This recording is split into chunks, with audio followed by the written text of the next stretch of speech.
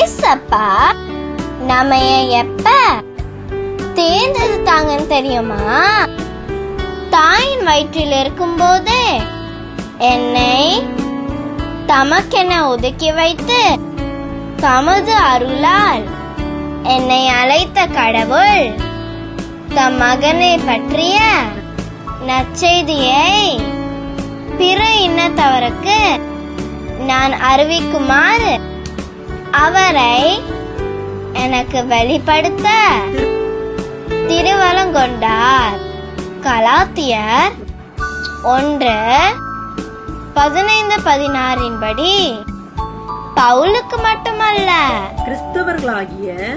கிறிஸ்தவர்களாகிய நம் ஒவ்வொருவரையுமே ஏசப்பா தாயின் வயிற்றில் நாம் இருக்கும்போது தேர்ந்தெடுத்தாங்க.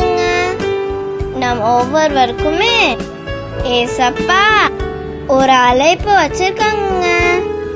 பவுலை போல நாமும் அந்த அழைப்பு என்னன்னு ஏசப்பா கிட்ட கேட்டு அதன்படி வாழ முயற்சி செய்வோமா? ஆமென். பரிசுத்த இயேசுவுக்கு ஹல்லேலூயா.